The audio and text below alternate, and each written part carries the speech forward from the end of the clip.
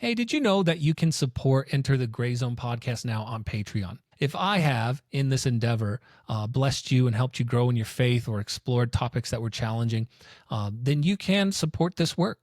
By supporting this work, we're hoping to spread the reach as well as increase the quality. Hopefully, by spreading and impacting more people, we're helping more people because ultimately that's the goal. It is not so much to get a big audience as it is to get the right audience. So thank you for considering giving. If nothing else, please just like and listen and subscribe and share. And your prayers, as always, are deeply appreciated. Hi, I'm Robby. Let's enter the gray zone.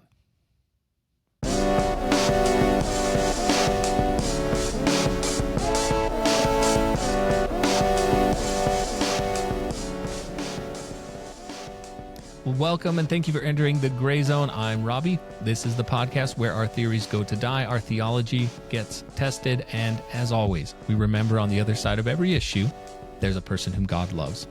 Today's issue is ending your life through medical assistance and dying, or perhaps you know it as euthanasia. We're going to talk to my guest, who is named Miles Gloetzner. He's a great guy that I met in my work as a hospice chaplain. He is the founder of the Inhora Home here in Albuquerque, which is a hospice home. Essentially, it provides free, completely 100% free care to people at the end of their life if they don't have a home to go and spend their last days in. It's a beautiful ministry. And we're going to look at the complex gray issue of medical assistance and dying and how we should approach that as Christians and how our faith informs the way we treat people at the end of their life, how it informs the way we treat people who are not able-bodied. It's a long conversation, but I think it's really powerful. So we're going to get straight into it. Please enjoy my conversation with Miles Gloetzner. Well, welcome again. Thank you for entering the Gray Zone. I'm Robby, and today we have a wonderful guest. I'm so excited about the people I get to meet. And this person I got to meet in person, actually, which isn't as common. Most people, I'm sliding into their DMs, hey, let me please talk to you. But I got to meet this gentleman and was very excited to bring him on. And you're going to love this interview, I think, a lot. So please let me welcome Miles to the podcast. Miles, how are you? Hey, doing good. Thank you so much for having me. Definitely excited. I think there's a lot of gray zones in the conversation we're going to be talking about right now. So excited to jump into it for sure. We're going to need to leave some breadcrumbs, I think, on this one so we can find our way back out. There we go. So let's introduce you, Miles. You notice that I stayed away from your last name because I did not want to butcher it. So you tell us, what is your last name, Miles? Yeah, it's Gloetzner. Yep, I would have got that wrong. Gloetzner. Yeah. Kind of ignore that O in the spelling. Yeah. Beautiful. And so Miles is the founder and executive director of the Inhora Home. Miles, would you tell us what the Inhora Home is? And that's going to help people understand where we're going as we talk today. Absolutely. So we believe that people deserve better than isolation, better than an institution, and definitely better than a shelter, being alone in their last days. So those who are in their last days or weeks of life can come to this home where they receive 24/7 caregiving, chef-made meals, just a homey space and environment, all at no cost. And we're powered by volunteers and donors. And we just launched here in Albuquerque, opened in April, early April, and have since cared for over 20 people already. And so the Inhora Home, to clarify, is a space reserved for free for people to come and spend their final days. It is a short-term stay, right? And it's essentially a place, a hospice-provided care place for those who are low income or even unhoused, who need a safe, sacred space to spend their last days in. Yeah, that's a good way to put it. And for some of your listeners, I do want to clarify, we're partners with hospice, and sometimes these homes around the country are called hospice homes, and it is a fitting, if you look at the root of what hospice is, hospitality, essentially. So in that sense, yeah, we're absolutely hospice, but in the sense of the medical system, we're non-medical. So we aren't hospice in that sense, and we don't get any reimbursement through Medicaid, through Medicare, through insurance companies. It's just people of goodwill who believe in it and make it happen. So what happens is, just like somebody who is in their last days, but is fortunate enough to have the support or maybe the finances to pay for a caregiver, they'd be in their home and hospice would come to them. Um, you as a hospice chaplain, you know that so well. You get to enter into that sacred space of someone's very personal and intimate space, their very home. Now we are the home for those that don't have that blessing, that don't have that opportunity. Dying has become expensive. It's become very complicated, over medicalized. So it's a way to kind of simplify that, go back to the roots of community, people taking care of each other and lifting off that burden. And again, with non medical care. I love that. I think that's the best way I've heard you put it so far is essentially for those who do not have the gift of their own home, you're the home. And then the hospice care that they would have received in their own private homes is received at Inhora. You got it. Yeah, that's beautiful. And so we were fortunate to have a patient come on our service, and he was in your home, and so that's how I got to meet you and see the work that you guys were doing. And when you cross into this space, you can tell the care and the intentionality that has been taken to make it feel like a home, to make it feel peaceful, and you can tell that the Spirit of God is just resting on it. You walk through the doors and you feel peace immediately. And your background, Miles, is we are both Christians, and I was hoping to ask you to share a little bit about your faith background and what that has to do with leading you towards this type of work. Oh, I was raised in a faith home. My dad is a gentleman who wakes up every morning, starting with prayer and scripture and Bible study. He's got his Greek and Hebrew lexicons there next to him, and digs right in. So that was the example I had growing up, and it definitely left an imprint and um, a great appreciation for the scriptures and the truths of the faith. So, and not only that, but my parents lived it. My dad, wherever we would go, he would talk to people, tell them about the Lord, ask them if they were up to, having a prayer done right there on the spot and such. And especially though, it's the sense of compassion that they instilled and exemplified for me. They have done foster care their entire married life, my mom and my dad, and for special needs children, as well as adoptions, multiple adoptions from diverse places, from India to uh, Uganda and others. So a native man too. So um, being around that definitely established faith. It established compassion, and it just kind of set me on this trajectory of healthcare, of caring for people. But also kind of maybe in a non-traditional way too. I got into punk rock, anarchy, and such in my high school years, Me and too. we against the grain, against the system. And I realized during that era, it wasn't up to, I couldn't wait around for corporations or pop culture to fix things. I couldn't wait around for the government. But if I wanted something to get done, then I would team up with people. I believe in the goodness of people, that everyone is good, that there's this divine spark and fire that we can either kind of ignore, develop, but at the essence, at the core, just like God says, we're created in His image. That's good. So yeah, I realized that partnering with people can make a difference. So I started doing international mission trips, especially in the Thailand area along Burma in the Thai border. I realized I needed to do something more concrete, and by concrete I mean I needed a profession, rather than just every summer up in leaving everything and selling my car and going over there and coming back to nothing and restarting. Especially as I was um, seeing my wife now of 17 years, so I needed something to support that type of lifestyle. So mentor guided me towards nursing all along, practicing faith, absolutely. Part of youth groups. I was a youth pastor for a number of years, and different small groups and young men's kind of discipleship, mentorship things. through the Vineyard Church, if you're familiar with the Vineyard. Yeah, so Yeah.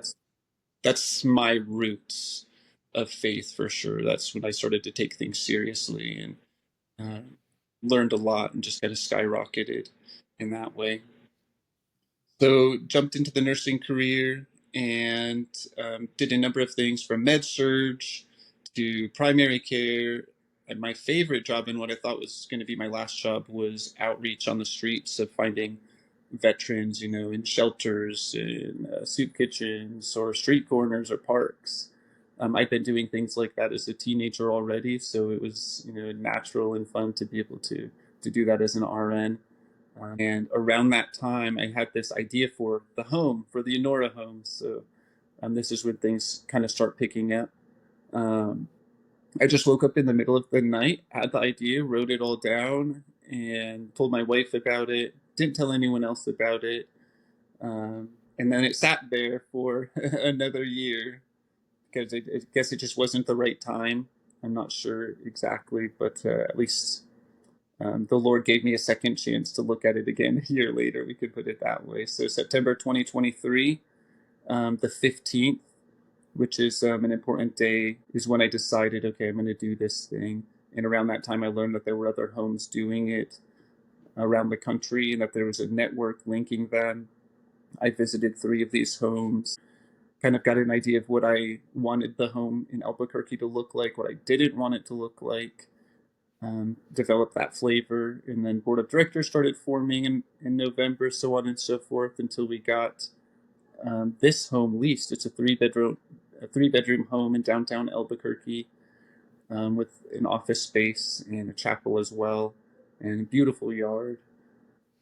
So that lease started on October 1st, and since then we did renovations, and then come April we were ready, and voila, here we are. To the glory of God, made it, and we've been operating. So I love that. And I you see the roots, obviously, you talked about that. And you go all the way back to the example set by your parents and how that was just a trajectory that was normal for you to spend your life finding ways to pursue caring for those in need, caring for those who are unseen or marginalized, because that's not normal, right? That's not a typical pathway for a young American man. It's especially in the era that we live in. We're trying to earn and do our best to build families. I'm not saying other pathways are bad, but that's really fortunate that you had such a great example like that growing up. oh yeah, it made all the difference for sure. And I love my parents. They're still doing amazing things. Yeah. I feel like if we get more specific with you, I think you have a really acute connection to there's no I hear when I've spoken with you, we've had conversations. It feels like you're like there's no other choice but to provide this for these people. Like it ties so deeply to what is your faith and your compassion, your the charity and the gift of charity that I think is on your life. But I don't know. Would you talk about that? I'm not trying to make you brag. I'm just trying to let's zero in on why did being Christian and then coming Catholic point you towards this? Do you think that there's something significant there? Mm. I mean, 100%, 100%. And I love that we're going to be talking about medical aid in dying. So, I mean, it's Uh, all rooted in the fact that every life matters, that God himself describes one of his names essentially is life, is life. And it's so sad that our culture has um, manipulated us to think that when we're dying, we're no longer living. And they've added, especially in the medical field, they've added the term of quality of life and using that to determine which life is worth living and which one is worth dying.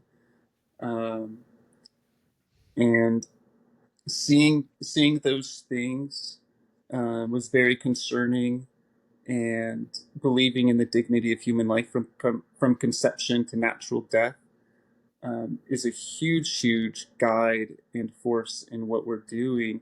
We cared for anyone. We've cared for Muslim, we've cared for Mormon, we've cared for Native, we've cared for non-religious, lesbian, and Protestant, and Catholic, you name it. And uh, every life matters, and it's not about changing them either.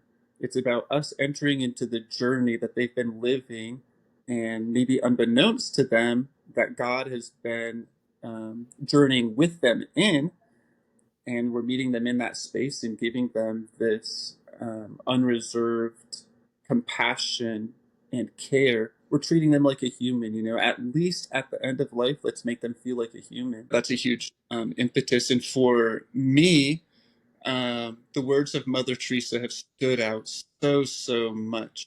She said that we encounter God primarily in two ways. One, in two ways physically, especially, but where we have this real deep and personal encounter and are actually touching God. So, one is through the Eucharist, and that's a Catholic and Orthodox belief. But the other is through the suffering and the dying. And we get it right from the gospel where he said, "You did it to me. Whatever you do to the least of these, you did it to me." So we're actually having divine encounters every time we're with somebody living their last days. If we could only see with the eyes of faith, then we would be probably on our knees or with tears coming from our eyes of just love and joy that we could be in God's presence. That's exactly what's happening, regardless of, like I said, regardless of the person's background or their beliefs. Even an atheist is bringing God to me on their deathbed. So it's a wonderful thing. So we have volunteers of all backgrounds too, non-religious, Jewish, polytheistic, atheistic, you name it, all of them caring. And I do see them at times having encounters, even just by walking in the home. I did mention that the Eucharist is another way that we encounter God, and we actually have the Eucharist in this home as well in our chapels. Um, so yeah, that those things are kind of uh, the faith root of the home. Yeah, and I love your chapel, by the way. It's one of my favorite places to just I always if I'm there I just want to look in, and I would spend a time there if I had extra. So let's circle in on this. You've articulated, if I were to summarize it,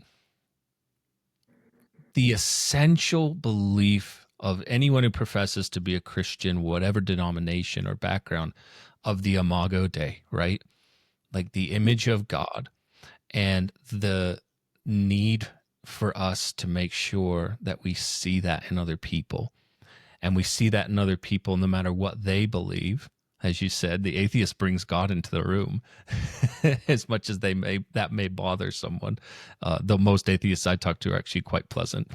But we maintain that dignity of the Imago Dei, even for a person who is at the worst moment of their life, or the most painful moment, obviously. And at end of life, people are going through all sorts of changes. The mind is changing, the body is changing in such ways that um, they can start to we can treat them differently. We can see them as a burden sometimes. We can see them as a challenge to overcome. We can see their behaviors and things that come out, especially with those with like dementia and Alzheimer. We can see this as, oh gosh, this is such a thing to bear. But when we come back to that Imago Dei, they are made in the image of God. They bear him, and therefore they are his child. Even if they have not professed him yet, he loves them dearly.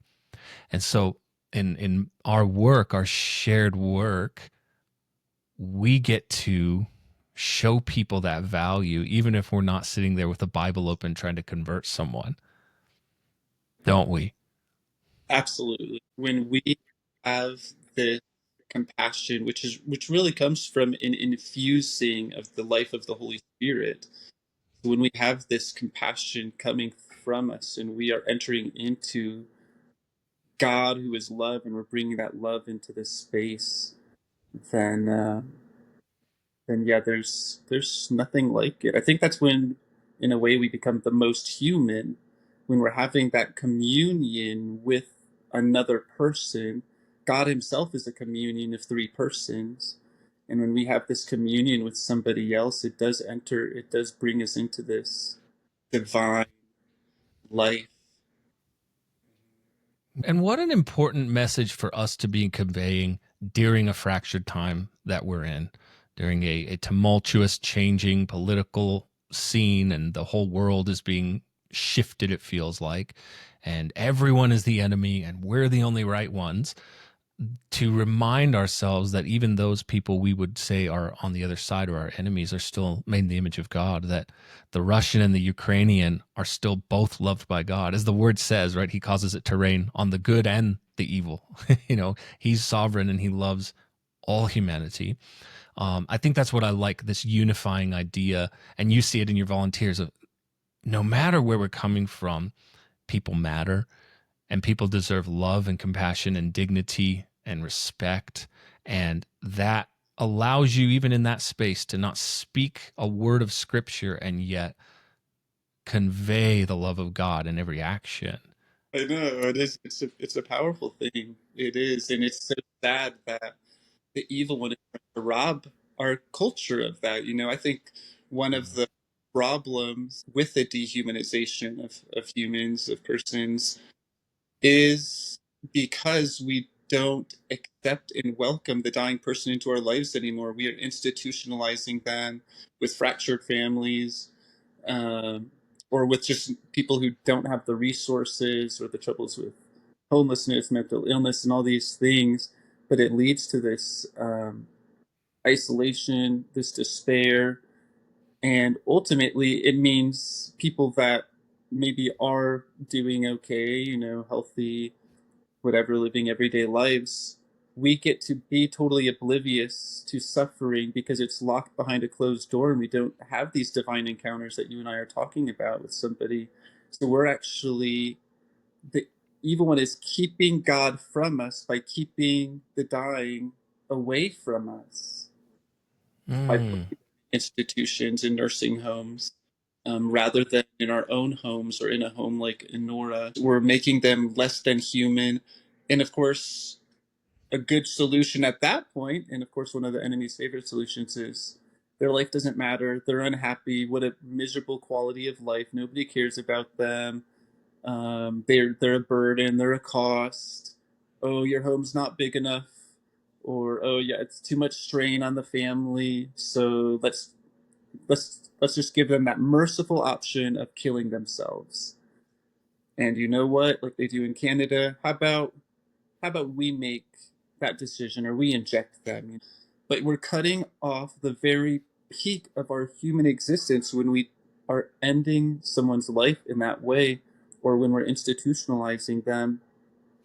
The last days of our life is the height of our life, the summit of our life in Earth. Just as I say it, I'm reminded of something I hear kind of in the hospice world since I've been in it, which is the veil between heaven and earth is thin when you're with somebody who's dying.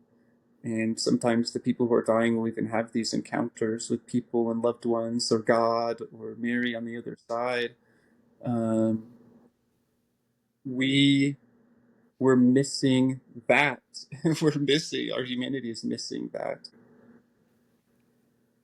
Yeah, I agree. So and we're going to camp out on this because I think this is one of the primary things that we see coming into hospice. So at end of life, there are many states here in America, and there's a lot of countries around the world. UK most recently, right, has added the ability to end your life by your own volition if you're deemed terminally ill, and in some cases, a family member can make that choice for you.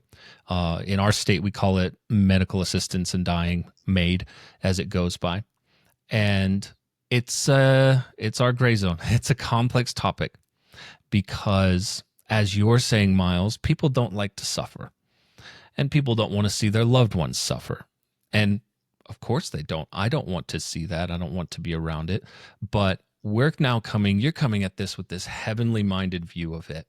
And you called it the height of our humanity. And I have to so agree with you because what I see, I understand a person's desire not to suffer.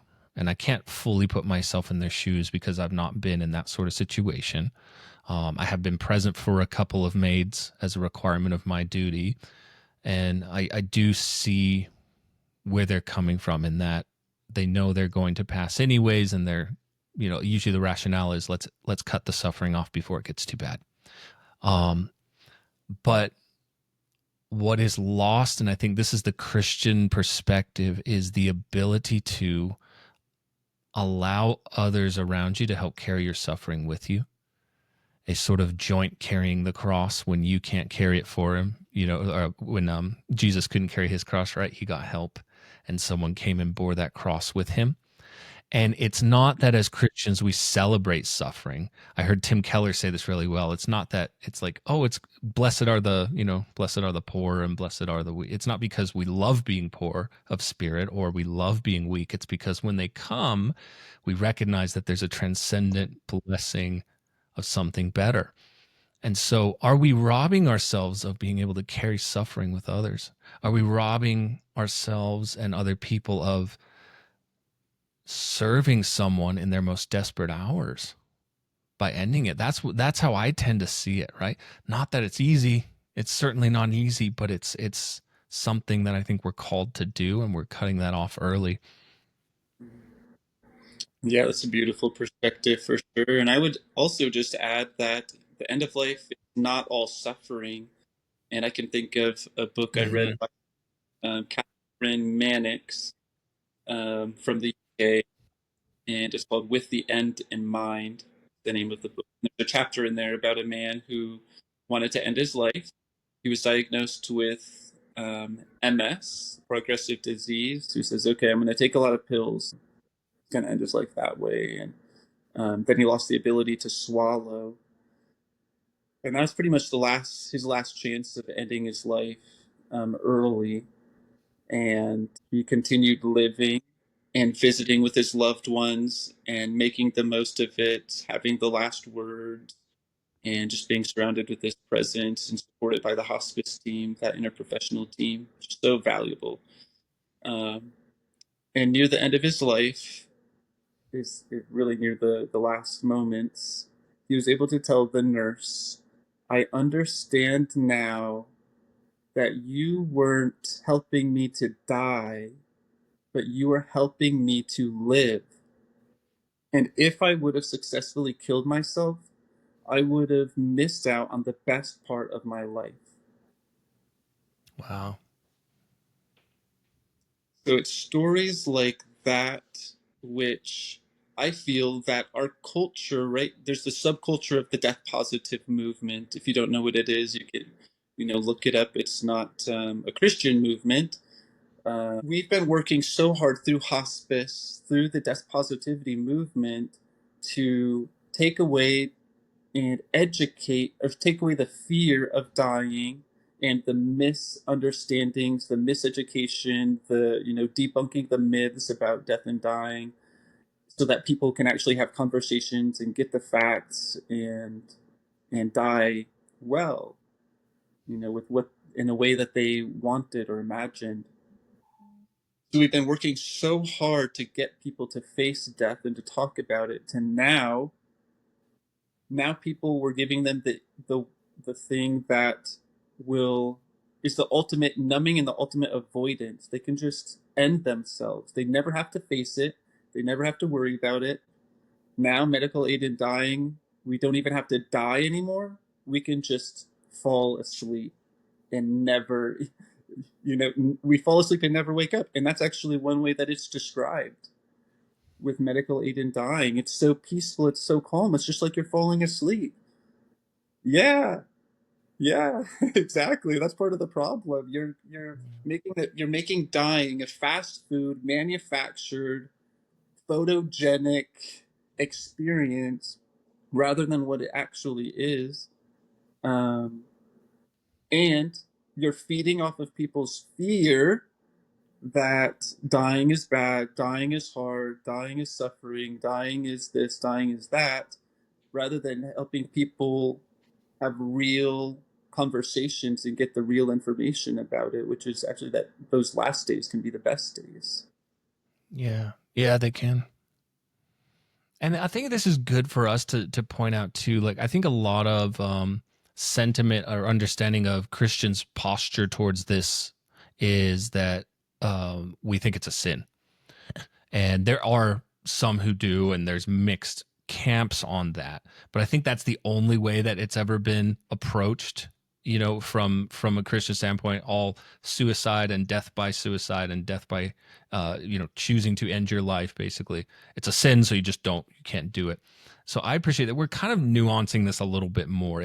We're not just this posture of if you do it you're going to hell, which is what most people think Christians believe. But there's so much more nuance there, that it's like, well, look at the image of God, look at the ability to come together and to love and to care and to be, as you're saying, make the most of those last days, whatever they are, and to the way we treat how someone leaves the world is so important and sacred.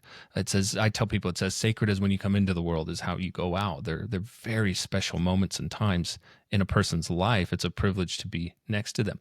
But I think that's worth pointing out, because I think there is that stigma of that's the only reason that anyone opposes it. And so in the atheistic circles or in other belief systems, it's like, oh, that's just something the Christians think you're going to go to hell if you do that. And there's a lot more layers there of why we care about how someone leaves the earth, and how we have a service and a duty, really, to love and to care for them during that time. Yeah, exactly. It's not caring to kill someone, and it's not caring when somebody is thinking of ending their life and vulnerable, to say that you should kill yourself, that it's a good choice. And it's not caring to give that option without sharing the other options. And in Canada, there are many stories of people with disabilities who are maybe in and out of the hospital and suffering a lot. And now they have this added suffering of being afraid that somebody's going to pressure them into euthanizing themselves because they're a burden to society. The medical bills. Think of all the people that are paying for this. Think of how this is costing society. You'd be better off dead. And see how you're suffering. It's not worth it. So when people are, that's not compassion. Killing isn't compassion. Killing, when somebody's vulnerable, that's when we gather around and support. That's not when we say, yeah, you're better off dead, or, oh, we're going to support you, this is what you want. And no, this is a time when we love, and we kind of go above and beyond, and treat them like a human that matters. Let them know they aren't a burden. The statistics show most people end their life not because of suffering.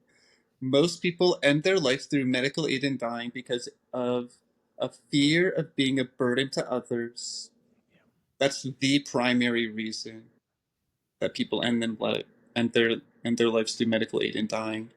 Very few end their life because of suffering. I don't have the statistics in front of me, but I want to say it's 70% because of the fear of being a burden, and under 10% because of actual suffering. Wow. I didn't realize it was that high. Yeah. Fact checked it for sure, but there is a huge difference between those that actually choose to because of suffering. And Why? that's a very common conversation I have on almost a daily basis, is I don't want to be a burden. I don't want to be a burden to my family. I don't want them having to do all these things. And then in the next room, the family's like, we're more than happy. We're ready. We want them. Okay. We're here. We're in it. Yeah. But something about us, because it's men and women, it's different generations and decades. Something about us cannot lean on others in that time. We hate that. Yeah. And actually, interestingly, um, most people that end their life through MAID are well educated with at least a bachelor degree, and wealthy and white. Hmm. So if we think of the traditional, let's say like American dream, or bootstrap mentality, and nobody helps me, you know, then no wonder medical aid in dying seems appealing. Be interesting to tease out. Yeah. Yeah. Yeah. Yeah. There is something there, isn't there? We'll have to you'll have to send me some of this literature. We can link it into the podcast, because that's really fascinating. Yeah. You Yeah. can actually compassion and choices. So it's from the groups that are pushing and promoting medical aid in dying. You can get right on there. They do surveys every so often and things, and you Yeah. can, and it kind of debunk, you know, one reason that it was important to them to publish is it debunks the idea that it's going to put the poor at a risk for being euthanized. You know, that's kind of how they present it. Um, and instead, they show no, it's the rich white people who have this, and now we need to bring it to the marginalized and make sure that they have it as an option. Although multiple tribes speak up against it, multiple native groups, disability advocate groups, they don't want it, and now it's going to be forced upon them because our tax money in the culture of death is going to be pushing it now to the marginalized more than they have in the past. Yeah. And a very Western idea too, isn't it? We want to alleviate all pain. We want to pill for everything. We want to expedite suffering as much as possible. And we don't like looking at death. We don't talk about death. We have a, you know, generalizing, of course, but largely, it's a stoic, somber, sad time that people don't want to look at and talk. I spend half of my days just trying to get people comfortable with their emotions, just to process it and to be okay to look at it in the eyes, to look at death in the eyes, to be, just comfortable with it. But I've had experiences in other cultures, and I would guess you have with your travels, where death is approached very differently, more celebratory. They're right in there with their loved one even after they've passed. Did a lot of islander weddings in Australia, which I learned a lot from, because it's vastly different from what I grew up with in a Western context. And, they're going on, sometimes 7-10 days of singing and celebrating and eating, and this is after the person has already passed, and Or you very said, uncomfortable the first time. you said wedding, but did you mean funeral?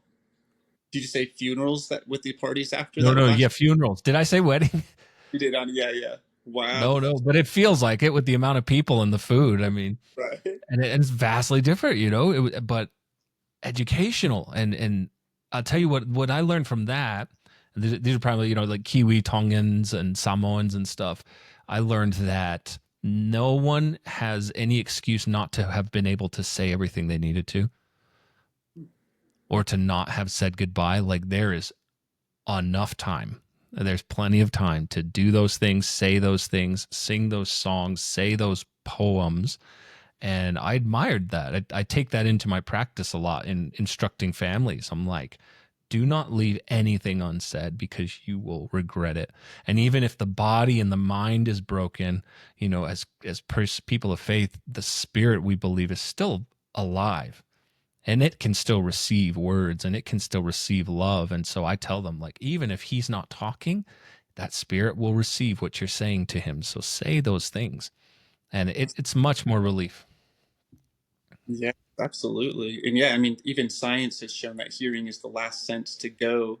The other senses kind of fade near the end, but hearing, it's been proven that it's there to the very end. Yeah, that's amazing. You're right. Yeah, they are taking it in. They are still present. They're still alive. They're at that bridge, at that veil. They're partway here, partway in the invisible. Um, I believe that heaven is here and around, and if we had eyes to see, I think we'd already be experiencing it. Even Jesus says, the kingdom of God is within us. I feel like as people get near the end, they are already, they're starting to see what was there all along and experience what was there all along. Um, and yeah, so those encounters, it is so important to still treat someone like a human, to still talk like they're in the room, to still touch them like they're not just this piece of flesh, but a living, breathing soul that is unrepeatable. There will never be another person like them ever, ever again. A one of a kind. You know, they Yeah, definitely, that's beautiful. yeah, they definitely deserve better than a concoction from big pharma to just end it all. They deserve something so much better. They deserve a hand. They deserve love. They deserve the waiting. So much more valuable. Yeah. The pill that a big business And a money-hungry organization or system is trying to push on them and trying to get rid of costs and putting, like the you mentioned in the UK, this just being passed. There was a disability advocate who has a brittle bone disease, and he spoke up. He said, "Medical aid in dying puts a price on my head. Puts a price on my head. In other words, I'm costing the system because of my disability, and now the system has a reason to pressure me to end my life because of the cost that it's giving to society." So this is what it does to people, how dehumanizing and degrading. And again, this isn't from a stance of faith. This is from a stance of being a fellow human. I Human. agree. I think you can get to these conclusions no matter what your faith background is, or if you don't have one. You can see that the way that we treat people who require more says a lot about our society and what we value. And, unfortunately, mammon and money do make us make a lot of bad decisions. Why should I have to pay for that person who has these extra needs? And people don't like to look at suffering. They don't like to, I don't even have complex children, but they are on the autism spectrum, each of them. And I can tell, even with the questions I get, and people are, ask, do you think they're going to have to live with you forever? Like, that would be, you don't get to be empty nesters. I'm like, yeah, maybe not. Why is that so bad? And they don't like to watch people have to bear things that feels unfair because we're Huge. individualistic. That is so huge. It reminds me of, it actually just came to my mind. I think it was maybe yesterday. I've been pondering this a lot. I'm going to have a discussion with somebody who's a vehement supporter of medical aid in dying and helped push some of the legislature here. I'm going to be having a conversation with her next week. But the other reason, I guess, one reason, and is exactly in line with what you're saying, is I believe in social justice. Um, I believe in equality and human rights. But this person said, I have been told so many times by strangers and people maybe who had goodwill, if I had what you had, I would kill myself. Wow. Yep. So how ableistic is that? How ableistic, the same thing is happening in selective births. People in the past, it's possible to choose a boy or a girl. If they don't want a girl like they do in communist countries, then they'll choose to selectively abort that child. They're doing similar things where they selectively abort for a disability, for autism, for you name Down it. syndrome, other Yep. things. Yep. Yep. They think they are better off dead. Why on earth would we ever give the power to the government, give the power to even a medical system to decide who should live and who shouldn't? Right now, it's true that people have to self ingest the medication in our country, but in Canada, that's not the case. It's also true that in our country right now, you have to be an adult 18 years and older, and you have to have a 6-month prognosis. In Canada, you don't need a 6-month diagnosis or a prognosis, so other people are eligible, and they're looking at allowing, in their own words, a mature 12-year-old to choose, to be able to choose to have medical aid in dying.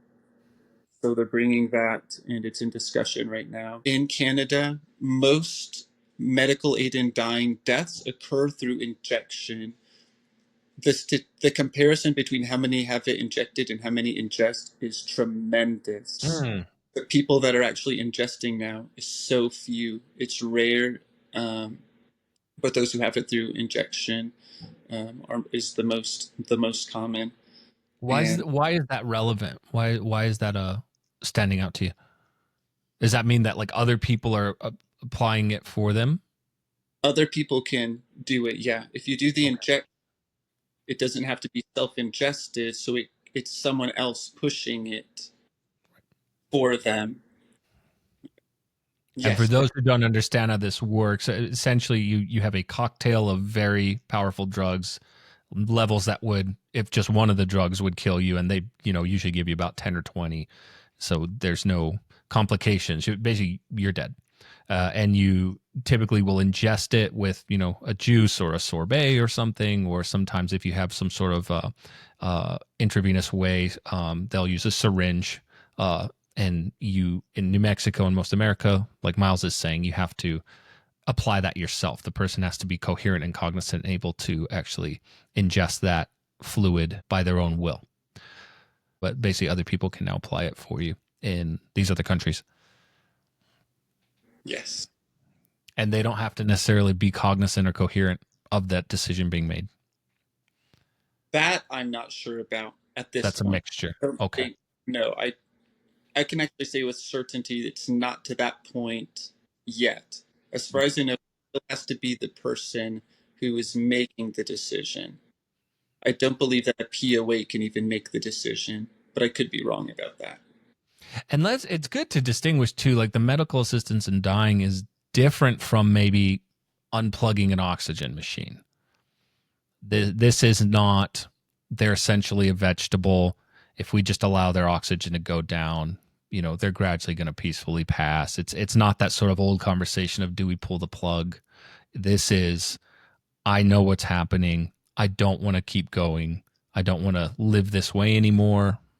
Let the disease progress. I don't want to be a burden, as you pointed out. So I'm going to intentionally ingest this lethal concoction and pass away immediately. So it's not even the euthanasia that we maybe grew up with understanding what that is. This is a much more progressed kind of thing. And that's why it's a gray zone thing, right? It's like, we understand, most people I think driving that are coming from maybe a misguided compassion, right? Don't let people suffer. Let them, their life is theirs, and it's their choice what they do with it. And but we're as we've been laboring on, it's much more important to see the value in a human life is always sacred. It's always special. It's always significant, and how we treat others can lead to worse things. As you're saying, it progresses in these other places, and that's not necessarily going to stop here either. And suddenly it's ableist. It's, that type of life is not worth living. So let's just move those people out. Let's control the population in a way. So it's very serious stuff, and don't want anyone to feel too pressured or feel like we're biased on this. We're just trying to kind of open it up because it deserves a lot of nuance. I wanted to switch a little bit, Miles, before we kind of finish up, if you don't mind. On a personal note, creating a Nora house, the Inhora Home, excuse me, is a big endeavor, and it's kind of a big risk. It's very much driven by donations and the need to keep the doors open by the generosity of others. How has this impacted you personally, your family, making this choice? I mean, this is not a small thing to give your life to. Yeah, okay. That is a that's a good question. I've been 11 years at the VA before I left it this last October 2024. Um, Benefits are great there. I actually enjoyed working at the VA. I didn't think I would leave. I really didn't. The people were amazing. Um, the veterans were awesome. So yeah, leaving that with the stable income, the stable benefits for this nonprofit that pays well.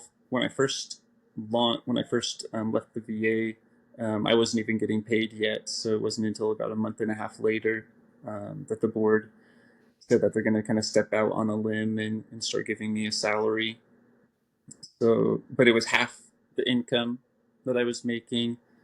Um, so it's been a huge strain, and I'll take this as an opportunity to give a shout out to my wife, because she's got to be as crazy as I am, or maybe even crazier, to make the leap and to be okay with the leap, to be willing to hold things down at home, as I've spent sometimes a whole week here because we didn't have the volunteer force, especially in those early days, to give a relief at night. So I would literally be working some days 24 hours back to back with naps in between and things as I could, but only an amazing woman would let their husband do something like that. So Savannah, my wife, is the real hero behind the project for sure. It's acts of obedience, right? Like when God gives you a vision like he gave you, there's a certain point where it's like, okay, maybe this is God, maybe it isn't. But then you cross a threshold where it's like, if I don't do this, I think I'll be being disobedient to God. Like I think I'll be running to Tarshish instead of going to Nineveh like he asked. Did you experience that at all? Because I certainly have with some things. I gotta say I didn't with this one. With this one, it was I had the dream. I knew it was needed. I knew something had to get done. I felt the call, the draw, and at the same time, I felt totally free, and I wasn't being commanded to. I could have said no at any time, and like I said, maybe I could have launched this a year earlier than I did if I would have, when I woke up that night and said, okay, I'm going to go for it. Um, I don't know. But no, I never felt like this, I guess, pressure or even obligation. I felt just this strong desire and this passion to do something, to do it definitely in the name of the Lord. Um, but no, I didn't have that experience like Jonah go in the other direction, or the idea that maybe that maybe there would be like a punishment or something if I didn't do it, or life would be different or this or that. If anything, maybe more on the opposite of um, this is just being totally transparent here. I hope your viewers can appreciate it. But actually, the main thing for me has been, Lord, I've done this. Why aren't you doing your part? Lord, why? Where is Yes. you say you provide? You say that we should care for the poor. So where's your part of the deal in this? Where's that provision that you promise? Why is it that we have to be on food stamps? Why is it that we don't have the money for this or that right now? So if anything, that's been the journey and experience. And I'd say that is a blessing. It is a suffering, but it is a blessing because it it opens up my heart, and it puts this humility, and it puts this dependence, and it makes me pray, um, rather than being able to have excuses. It makes me pray and talk to the Lord, maybe like the way Abraham did, Yeah. or these raw conversations where if things were all perfect and smooth and there were no relationship problems with staff or volunteers, then I wouldn't need to say those prayers. I wouldn't need to open my heart. So it's kind of, it hurts. It's a wound, and I'm grateful. Yeah. That's beautiful, and I'm so proud. I'm proud of you for being vulnerable because it's not easy to. Because I respect that. I've walked those deserts as well. It ties in a little bit to what we're talking about overall with being okay with suffering and things that don't make sense. Because there are those moments in life where we can. I remember God telling me one time, He's like, if I met this need, it was a financial need particular. I was just like doing what you said. I was like, could you just fix this thing? Like everything else is fine. Like if you would just, give me some stable finance, I'd be fine. And he said, if I solved that today, you would not keep praying. You would have no need for me right now. I want to be wanted and needed by you. And I was like, oh, thanks for kicking my butt. And unfortunately, 5 years later, 10 years later, you come back and you do it in a different way. Oh yeah. But that's what I don't know if we said this before we hit record or not, but we were talking about how Christians celebrate, the Beatitudes, right? Blessed are the poor, blessed are the meek, blessed are the brokenhearted. And because we don't think those things are good. We don't think it's good to suffer. We don't think it's good to need finances. We just find God in it. And you're like, look, it brings me to prayer. Therefore, it's good. It's not the lack or the need that's good. That's ridiculous. But it brings me to God. And therefore, it's good because He and I are connecting more. And I am yearning for His involvement in my life more. There's a beautiful book I read by Orthodox Saint Porphyrios called "Wounded by Love," and I think it gets into what we're talking about. If we really love, then it is kind of like there's a wound.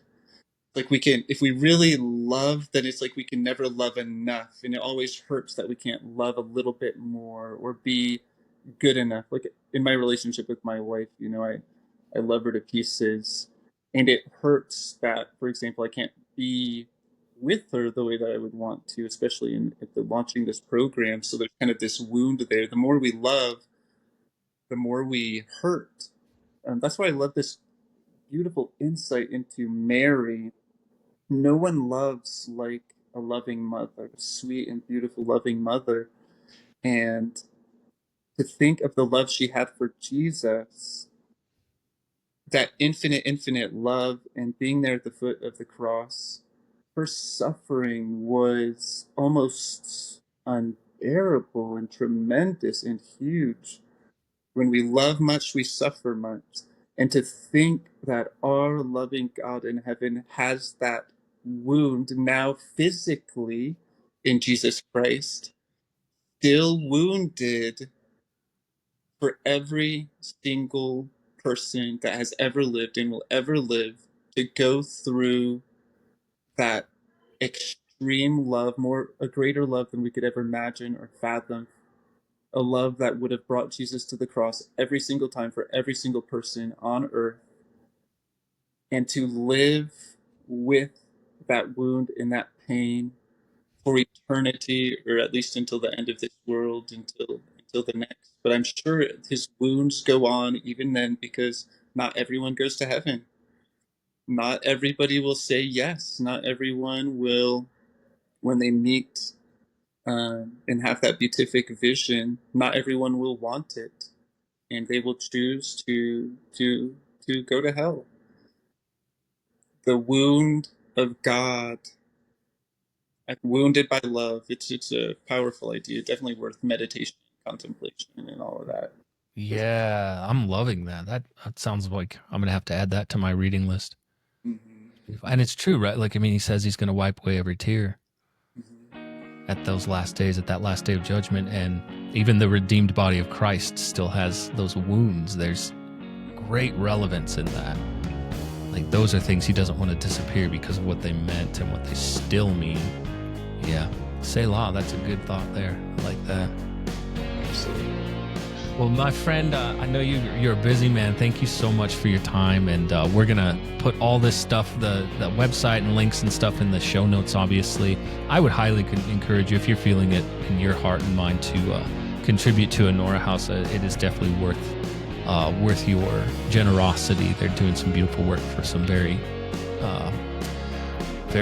needy people who just need to be loved and cared for.